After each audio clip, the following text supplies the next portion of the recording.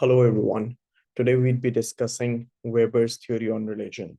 Max Weber, Maximilian Karl Emil Weber, born 1864, and he died in 1920. That is the latter part of the 17th century. Now, when we speak about Weber, there are a couple of things that I'd want you all to keep in mind initially. If we talk about Weber in comparison with Karl Marx, remember, my dear, Karl Marx was born in 1818 and he died in 1883, right? If we speak about Weber and we compare Weber with Karl Marx, according to Weber, unlike Karl Marx, according to Weber, it is not just the economic structure. According to Weber, it is not just the economic structure that can bring in changes in the society. Along with the economic structure, there are other structures such as the culture, such as religion, or for the matter of fact, even ideas could bring in a change in the society. So if we start off with Weber, having a look at what Weber has to say. Unlike Marx, Weber rejected the view that, unlike Marx, Weber rejected the view that religion is always shaped by economic factors. Like I said, according to Karl Marx, it is the economic factor, or it is the economic structure that plays the most important, most significant role. However, according to Weber, it is not just this economic structure. Along with this economic structure, there could be other factors too that could bring in a change. Let's give this a read. Unlike Marx, Weber rejected the view that religion is always shaped by economic factors. In his view, under certain conditions, religious beliefs can have a major influence on economic behavior and promote social change. Now, you see how it's actually the other way around. Now, if I may put it over here, according to Marx, it's the economic structure that could bring in a change in the religious structure, right? So, step one, step two. This is Karl Marx. However, according to Weber, it could actually be the other way around as well. The religious structure, according to Weber, was capable enough to bring in a change in the economic structure. Now, just compare this with this and you'd understand this better. Taking this ahead, Weber's theory of the role of religion in the rise of capitalism and economic structure. Like I said, according to Weber, religion under certain conditions is capable enough to bring in a change even in the economic structure of a society. So Weber examined the relationship to be able to explain this. Weber examined the relationship between the rise of Calvinism, a Protestant form of Christianity, and the development of Western industrial capitalism. Now, we are talking about Calvinism over here. Calvinism was initiated by John Calvin. It is in a very simple manner, it is a form of Protestant religion, Protestant Christianity. They're Protestant Christians, right? So according to Weber, Weber examined the relationship between the rise of Calvinism, a Protestant form of Christianity, and the development of Western industrial capitalism. So we're talking about a relationship between Calvinism leading to capitalism. Do not get confused between the names.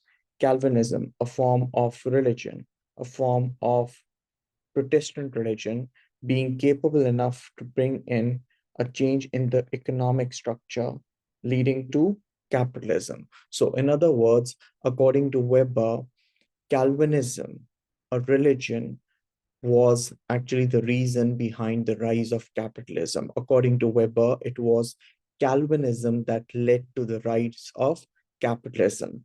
He demonstrated this through number one. According to him, Calvinism emerged before the development of Western capitalism. According to Weber, Calvinism developed before the development of Calvinism emerged before the development of capitalism. Or in other words, later on we'd find out, according to Weber, it was actually Calvinism that led to the advent of capitalism.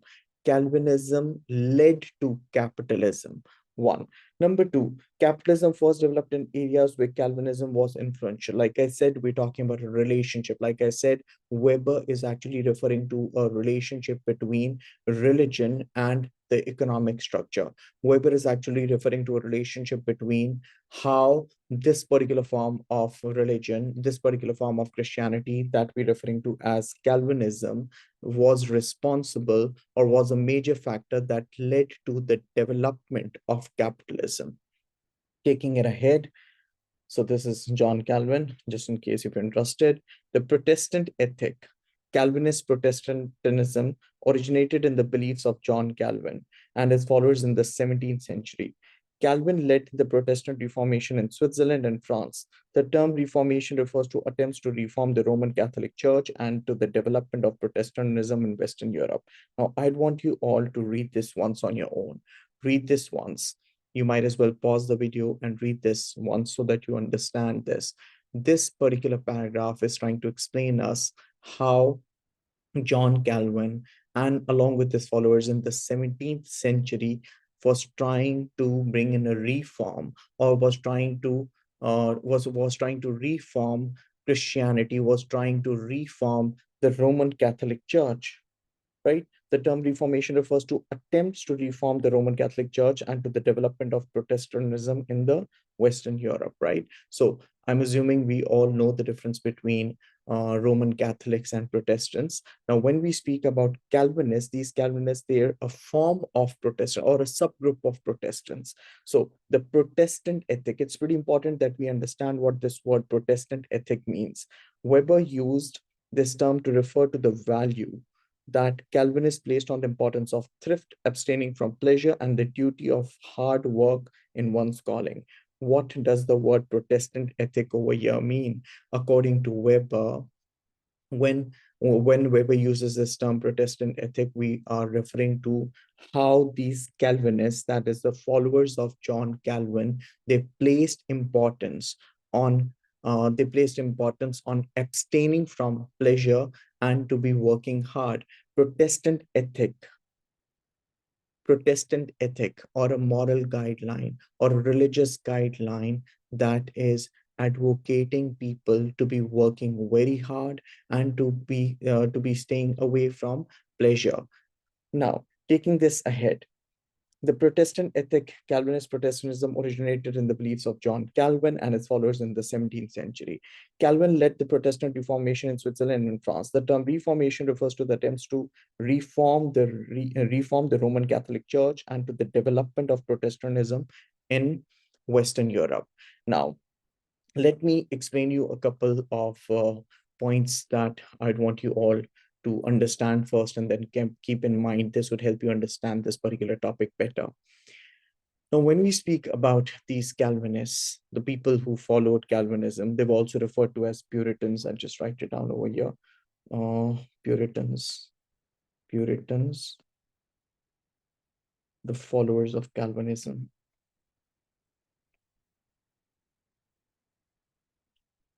Now, these Puritans, Calvin believed in the doctrine of predestination, the idea behind predestination, or the idea that the life an individual would live with is predestined, or it's predetermined, or it's pre-planned.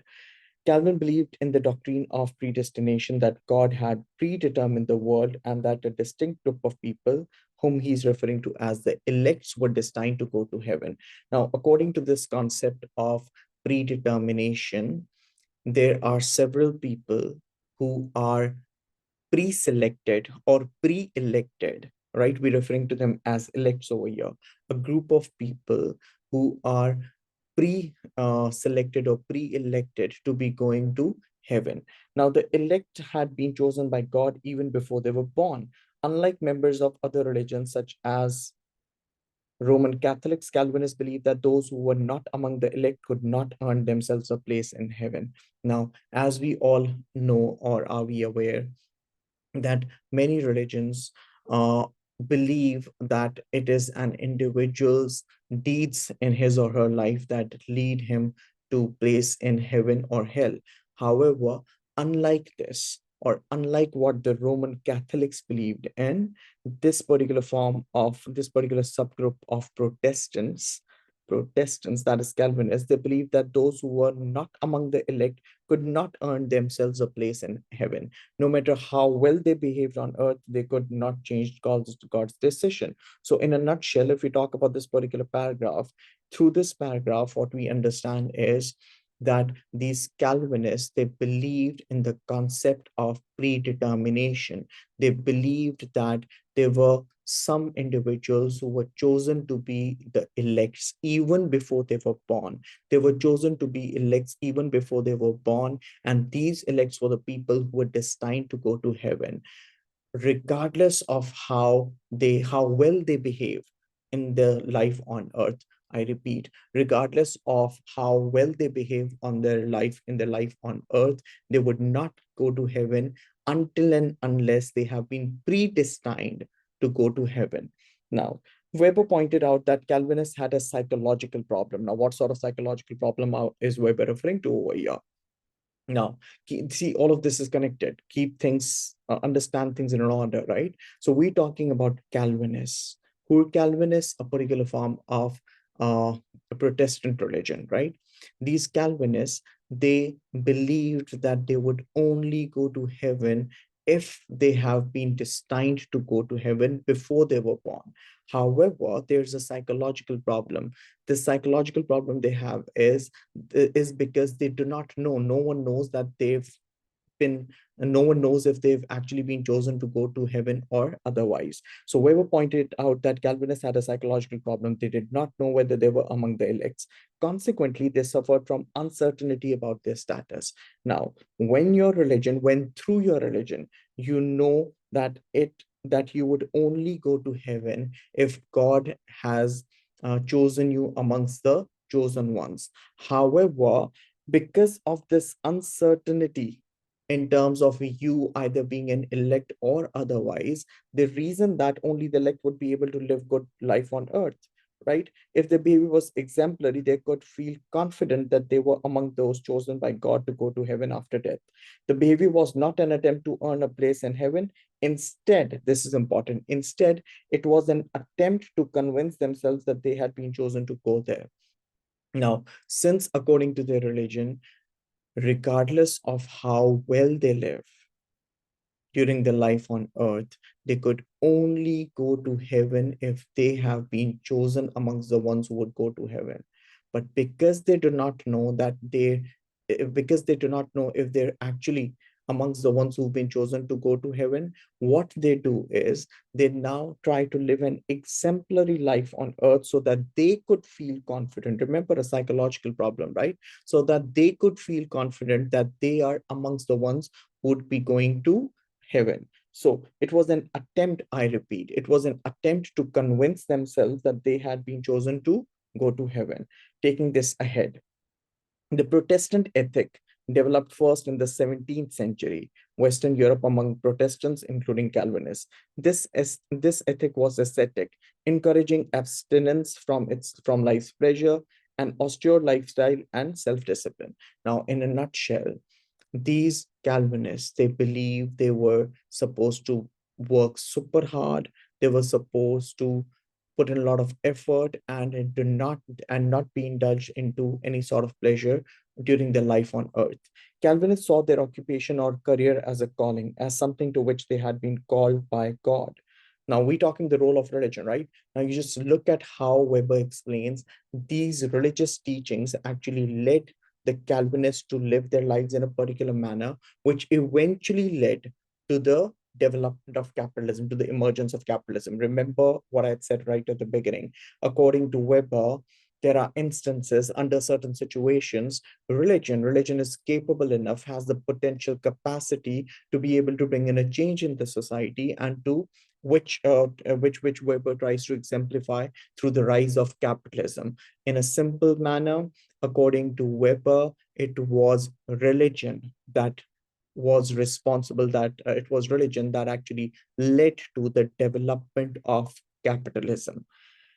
Calvinists saw their occupation or career as a calling, as something to which they had been called by God. The Protestant ethic produced individuals who worked hard and single mindedly in their calling, acquiring wealth, providing ascetic Protestants with a clue to their fate. They saw financial success as a sign of God's favor. Remember, my dear, you put in a lot of effort, you work super hard, and then you do not even spend money. This is eventually going to result in financial success. They saw financial success as a sign of God's favor, as a sign that they were one of the elect, saved rather than damned. The money they made, however, could not be spent on luxuries or frivolous entertainment. It had to be spent on the glory of God. In effect, this meant being even more successful in one's calling and, in practice, reinvesting profits in business. Now, I hope you're able to connect dots over here. A lot of money being saved by these Calvinists was actually now being reinvested, which led to the development of factories, industries, and eventually capitalism.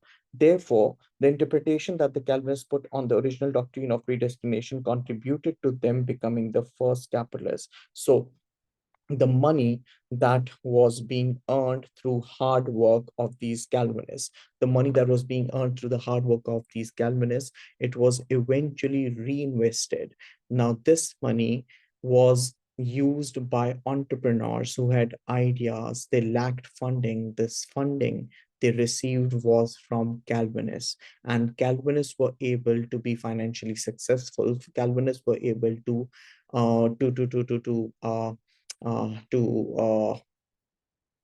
have that amount of money through the religious teachings, because following the religious teachings they were expected to be working hard, and at the same time they were expected not to spend money on frivolous items, not to spend money on any sort of pleasure. Taking this ahead, the spirit of capitalism, Weber argued that modern capitalist enterprises are organized on rational lines and business transactions are conducted in a systematic manner. Underlying the practice of capitalism is the spirit of capitalism. Now, what does the word spirit of capitalism over here mean? You might as well pause the video and copy this down. Spirit of capitalism, the essence of capitalism involving the single-minded pursuit of profit as an end in itself. Or in other words, when we use this terms spirit of capitalism, we're talking about using the money or reinvesting the money with the intentions of generating more and more of profit. Taking this ahead, underlying the practice of capitalism is the spirit of capitalism, a set of ethics, values, and ideas such as to waste time loses money. The spirit of capitalism involves seeing the accumulation of wealth as an end in itself. Accumulation of capital as an end in itself rather than as a mean to an end. It involved dedication to acquiring money through economic activity and avoiding the use of wealth for personal enjoyment. In a simplistic manner, like I had mentioned earlier, the idea was the religious teachings of these Calvinists, they advocated a lot of hard work to be able to generate profit and not to be using the money they earn for any sort of personal enjoyment.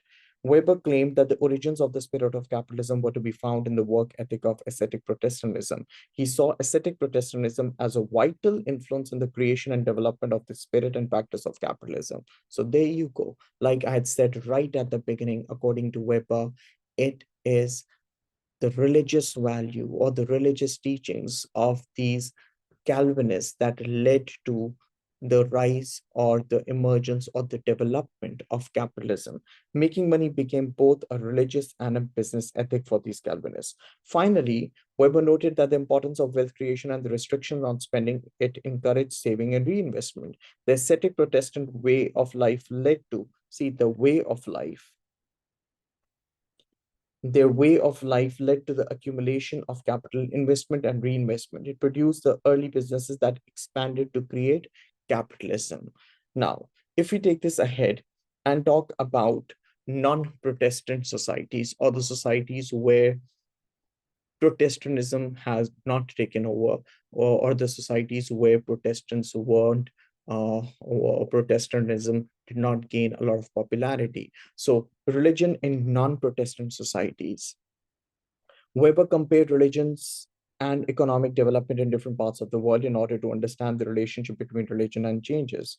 Although other parts of the world beyond Western Europe possessed many of the necessary preconditions to the development of capitalism, they were not amongst the first areas to develop it.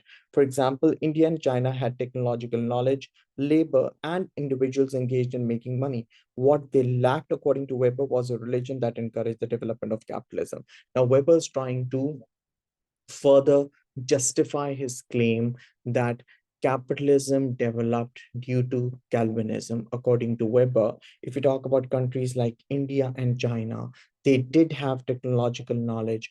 They did they did have technological knowledge, but what they lacked was a religion, a religious values that could lead to this particular religious values that could lead to this particular religious values that could lead to the accumulation of wealth that these Calvinists had accumulated.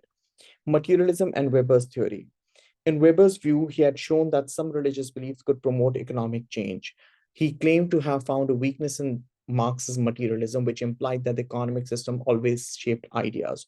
Weber put much more emphasis than Marx on the influence of ideas in bringing about social change. Again, this is something that I had mentioned right at the beginning. According to Marx, it was the economic structure. According to Marx, it was the economic structure that shaped everything in the society. However, according to Weber, it it could actually be the other way around as well. The influence of certain ideas, in this case, religious ideas, were actually did actually bring in an economic change. This led to capitalism.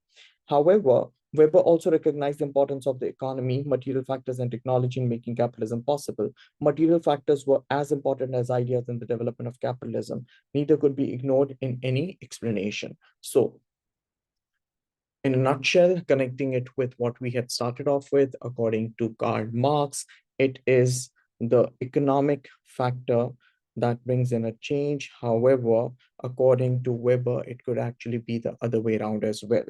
Taking this ahead, if we move on, have a look at the evaluative aspects. Let's try to evaluate this theory, this theory that was put forward by Weber that tries to explain us the explain us the emergence or the development of capitalism. Now, we'd begin this evaluation with Sombart. Sombart in 1907 argued that Weber was mistaken about Calvinist beliefs. Weber was mistaken about Calvinist beliefs. According to Sombart, Calvinism opposed greed and pursuit of money for its own sake. However, Weber pointed out that it was not the Calvinist belief in themselves that was important. The doctrine of predestination was not intended to produce the rational pursuit of profit. However, this was one of the unintended consequences in that it led to the Protestant work ethic. Now, if I put it in a simplistic manner, it according to Sombart, Calvinism never did Calvinism openly advocate ideas that led to capitalism. Weber pretty much agrees to this as well. According to Weber, it wasn't just the doctrine of predestination that led to the development of capitalism. This was just an unintended consequence. So, according to Weber, Calvinists were living their lives the way they felt confident that they were amongst the elects, right? An unintended consequence, I repeat, unintended consequence of this was them an unintended consequence was them living their lives according to the Protestant work ethic, which eventually led to capitalism. So, according to Weber, oh yeah, according to Weber, religion isn't, I mean, we shouldn't just say that, or we shouldn't just assume that Calvinists or Calvinist teachings were all about the development of capitalism. They weren't, according to Weber. They were just following their religion. An unintended consequence of this was that their lifestyle led to a lot of accumulation of wealth, which eventually led to the development of capitalism. Number two, the second point. Critiques points to the parts of the world where capitalism was strong, but capitalism did not develop up until much later. Now, remember, what we have been discussing so far is, according to Weber, it was it was the values of, or it was the teachings of the Calvinist religion which led to the development of capitalism. However, there are some people who point out, or who have who've what do you call it who've identified some parts of the world where Calvinism was strong, but they did not develop capitalism. For example, Switzerland, Scotland, Hungary, and parts of the Netherlands all contained large Calvinist population, but were not among the first capitalist countries. However, this is a criticism. The second criticism, that what about those countries where Calvinism was strong, but they still did not develop capitalism? However, Marshall in 1982 argues that Weber did not claim. Now, Marshall is taking sides with Weber over here, right? He's supporting Weber. Marshall is supporting Weber. Marshall argues that Weber did not claim that Calvinism was the only factor necessary for the development of capitalism. Simply finding Calvinist countries that failed to become capitalist comparatively early cannot therefore disapprove Weber's theory. So by saying this, Marshall is actually supporting Weber. Marshall found that the Scots had a capitalist mentality but were held back by a lack of skilled labor and capital for investment, and by government policies that did not stimulate the development of industries. So according to Marshall, by just finding out and pointing out and identifying countries where Calvinism was strong, but they did not develop Calvinism, that does not simply disapprove Weber's theory, right? So mentioning Scotland over here, according to Marshall, Scotland lacked skilled labor and the capital for investment, nor did the government policies. One, two, three. So these are the justifications that are provided by Marshall as to why Scotland could not develop capitalism as early. Why they could not develop capitalism as early. Yeah. So yeah, I think I said it. Yeah. So now taking this ahead, Trotsky in 1953, a Marxist argued that early capitalism came before and largely determined Protestantism. Now remember, going back to square one, according to Weber, it was the religious values of the Calvinists that led to capitalism. Now, according to Trotsky, who's a Marxist, what about the places where capitalism developed before Calvinism, right? What about the places where capitalism developed before Calvinism? I hope you guys are not getting confused with the names here. So he saw Calvinism as developing in cities where commerce and early forms of industrialization were already established. Weber's defenders insist that a distinctive rational capital entrepreneur did not emerge until after Calvinism. Now, this by reading this, by studying this, I hope you all have had a basic understanding of the Weberian theory on religion, that would help us write down answers on different questions. We could get a question on perspectives. We could get a question. You could add this when you talk about religion and social order. You could add this when you get a question on religion and social changes. Weber's a major theorist there. Now, other questions, whether it was Calvinist religious beliefs that led to them becoming business people. According to this view, Calvinists devoted themselves to business because they were excluded from holding public office and from joining certain professions by law. Like Jewish people in Eastern and Central Europe, they tried to become economically successful in order to overcome their political persecution. However, Weber's supporters argue that only Calvinist development capitalists behavior involving rational planning to accumulate capital. As a result, only they could develop capitalist businesses before capitalism was uh, established. Now, despite these criticisms, Weber successfully highlights the theoretical points that ideas, in this case, religious ideas, can lead to economic change. Now, I tried explaining this, the Weberian theory on religion and social change, but then again, the content we studied over here can be used in for many other questions as well. Now, I'm trying to make you help you all understand this. I'm trying to help you all do this through books, just so that you could open your books at home and you could, along with a notebook, to be making notes. If you want to, you could use the book along with this video to help this topic better. Alternatively, I could record the same thing in 5 minutes just discussing important points. I chose not to do that, and I chose to explain all of this to you in a detailed manner so that you could develop the habit to read. You could read it for yourself so that you understand this better. Remember, sociology as an A-level subject, you require a lot of reading and a lot of writing. So I just hope this video helped. Take good care of yourselves. Stay happy, healthy, safe, and protected. Stay humble, spread positivity, spread smiles, and Allah Hafiz.